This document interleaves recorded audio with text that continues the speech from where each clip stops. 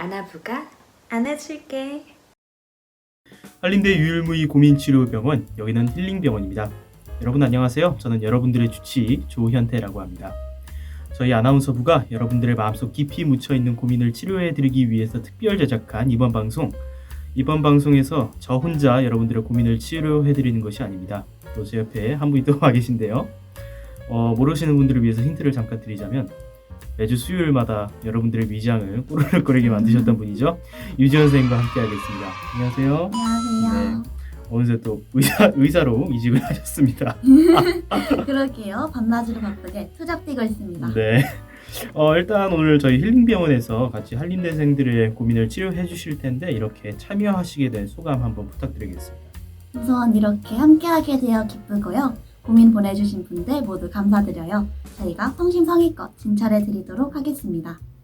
네, 그러면 옆에 계신 유지원 선생님과 함께 본격적으로 저희 힐링병원의 진료를 시작해 보도록 하겠습니다.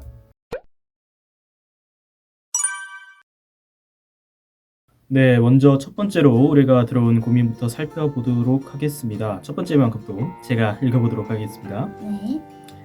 안녕하세요. 저는 21학번 새내기 중 한 명입니다. 본론부터 말씀드리자면 관심 가는 여자분기가 생겼습니다. 가족과는 아니고 활동을 같이 하게 돼서 알게 된 사이인데 성격도 착하고 예쁜 외모도 가지고 있어서 호감이 안 생길 수가 없더라고요. 그런데 제가 자존감이 너무 낮아진 탓인지 적극적이게 행동을 못하겠어요. 이 친구가 잘 되고 싶다는 마음만 있지 어떻게 해야 할지 막막합니다. 이런 저 어떻게 하면 잘 될 수 있을까요? 라고 먼저 고민 주셨습니다. 사실 이런 사랑에 관한 고민을 보면 대학 생활을 하면서 한 번쯤은 또 겪는 고민인 것 같아요. 혹시 유지현 쌤도 이런 고민 한 번쯤 겪어보지 않으셨나요? 아유, 그럼요. 사랑을 하게 되면 누구나 소심해질 수밖에 없는 것 같아요. 상대방이 나를 어떻게 보는지 몰라서 그 친구의 말이나 행동 하나하나에 의미를 부여하게 되니까요. 그래서 자신의 마음을 전하는 건 정말 어려운 일이죠. 혹시 현태쌤도 이런 고민 한 적 있으신가요? 저는 아직 새내기니까 뭐 대학교 와서는 이런 고민을 겪어보진 않았습니다만 또 언젠가 또 찾아왔으면 좋겠습니다.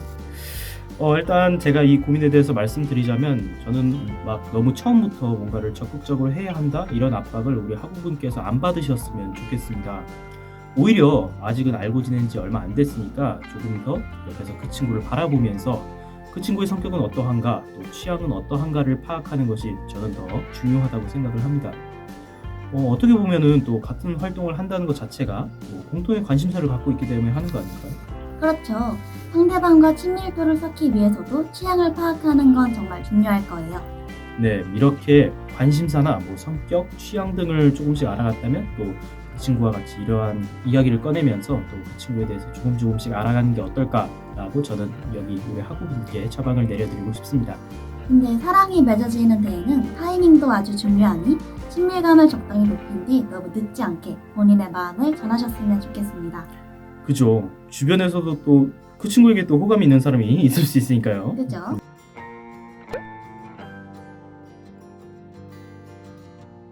네, 두 번째로 사연이 들어왔습니다. 이번에는 유전 선생님이 한번 읽어주세요. 네, 알겠습니다.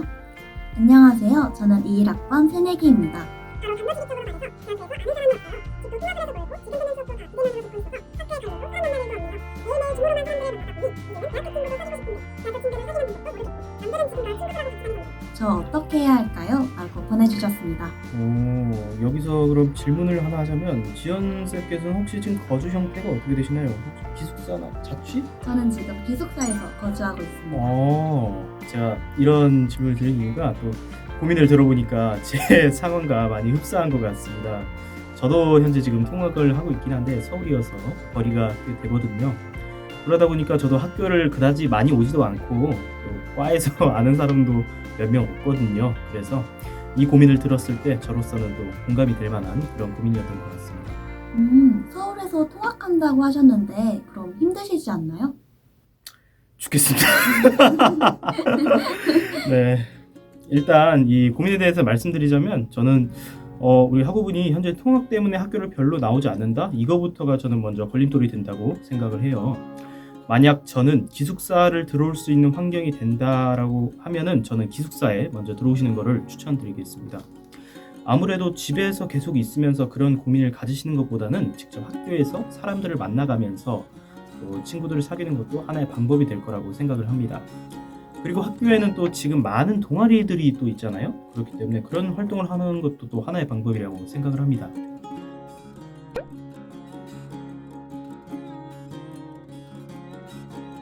그럼 현태쌤은 현재 학교에서 어떤 활동들을 하고 계신가요? 저는 활동 안 하고요. HLBS만 열심히 하겠습니다. 네. HLBS 네, 세 번째로 의뢰해 주신 사연이네요. 이번엔 제가 한번 읽어보도록 하겠습니다. 네. 안녕하세요. 저희의 고민은 자존감이 매우 낮은 것입니다. 무언가를 할 때도 많이 부족한 것 같고 외모에도 자신감이 없어서 친해지고 싶은 사람들 앞에서는 더욱 소심해지곤 합니다. 다른 사람들이 너는 자신감을 가져도 된다고 이야기해줘도 충분히 매력 있다고 이야기해줘도 그런 말들이 고맙긴 하지만 스스로 나쁘게 가지 않아서 받아들이지 못하곤 하는데요. 이런 제 모습이 답답해서 자존감을 높일 수 있는 여러 방법들을 검색해봤지만 저에게 효과가 있는 방법을 찾지 못했습니다. 인터넷 검색하에 나오는 흔하디에라 추상적인 자존감 높이는 것 말고 실질적으로 효과가 있는 방법엔 뭐가 있을까요? 자존감을 높이려면 어떻게 해야 할까요? 라고 길게 한번 써주셨습니다. 의뢰해주신 것만 봐도 자존감에 대해 굉장히 많은 고민을 하신 분인 것 같네요. 네, 그런 것 같습니다. 이번 고민 같은 경우에는 특별히 지연쌤께서 한번 처방을 내려주시죠. 네. 의뢰 들어온 고민을 자세히 들여다보면 주변에서 좋은 말을 해줘도 스스로 납득이 가지 않는다라고 되어 있는데요. 이미 스스로를 다른 사람에 비해 부족한 사람이라고 단정 짓고 계신 것 같아요. 듣고 보니 또 그런 것 같네요. 저는 어느 누구도 항상 자존감이 높거나 혹은 항상 자존감이 낮지는 않다고 생각해요. 만약 스스로에 대한 신뢰와 확신이 부족한 상태라면 본인이 좋아하는 일에서 조그마한 성취만 느껴도 자존감이 조금은 올라갈 것 같아요. 여기서 이야기하는 좋아하는 일이란 것이 꼭 거창할 필요도 없습니다. 예를 들어 산책을 좋아한다면 매일매일 짧게라도 산책 나가기를 목표로 세우고 실천하면 스스로에 대한 신뢰도가 오를 것 같아요. 건강도 챙길 겸. 그런 방법도 또 자존감을 높여주는 좋은 방법인 것 같습니다. 저는 약간 자존감을 높이는 방법으로 일기를 쓰는 것도 또 도움이 될 것 같아요. 예를 들어서 어떤 일을 하려고 했는데 내가 남들보다 너무 부족한 것 같아서 시도도 하지 않았다. 역시 나는 자존감이 부족하구나 싶어 절망감을 느꼈다. 이런 식으로 본인이 어떤 상황에 무슨 감정을 느꼈는지 글로 이렇게 적어서 스스로에게만큼은 누구보다도 솔직해지는 것이 저는 도움이 될 거라고 생각을 해요. 네, 일기도 좋은 방법이죠.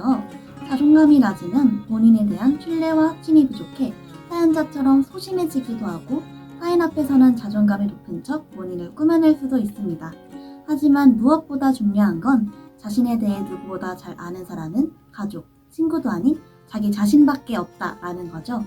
본인이 어떤 상황에 무엇이 부족하다고 느끼는지, 이전부터 그랬는지 혹은 갑자기 자신감이 없어졌는지 어떤 노력으로 극복할 수 있을지 생각해 진솔하게 글로 적어보고 또 혹시나 열등감을 느끼는 상대가 있다면 스스로를 깎아내리지 말고 그 사람의 좋은 점을 본받으려 노력해보는 것이 좋을 것 같아요. 네, 아주 유지연 선생님께서 세세하게 처방을 내려주셨습니다. 처방 이외에도 이번에 안아부가 안아줄게 컨텐츠에서 1화에서 자존감에 관한 이야기가 나오니까 그 편도 한번 시청을 해보시면 좋을 것 같습니다. 네.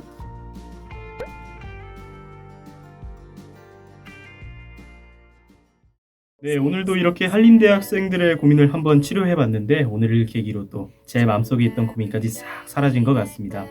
유준 쌤은 오늘 어떠셨나요? 네, 저 같은 경우 아무리 익명이라지만 자신의 고민을 공개하기 어려웠을 텐데 저희에게 보내주신 용기가 정말 대단하다고 생각했어요. 그 용기만으로도 각자의 고민을 해결하기는 충분할 겁니다. 모두 슬기롭게 고민을 잘 해결하시길 바랄게요. 네, 이제 저희는 오늘 진료를 마무리해야 될 때가 온 것 같습니다. 오늘 또 옆에 계신 유지연 선생님과 함께 해봤는데요. 저희가 해드린 처방으로 오늘 의뢰해주신 모든 분들, 더 나아가서 한림대학교 학우분들 모두 고민 걱정 없는 즐거운 생활 되시길 바라겠습니다. 더불어서 지금까지 장정 4주에 걸쳐서 업로드가 되었던 안아부가 안아줄게 콘텐츠도 오늘을 끝으로 막을 내리게 됐습니다. 지금까지 저희 콘텐츠를 사랑해주신 여러분 다시 한번 감사드리면서 저희는 여기서 인사드리도록 하겠습니다. 지금까지 한림대 유일무이 고민치료병원, 여기는 힐링병원이었습니다. 안녕.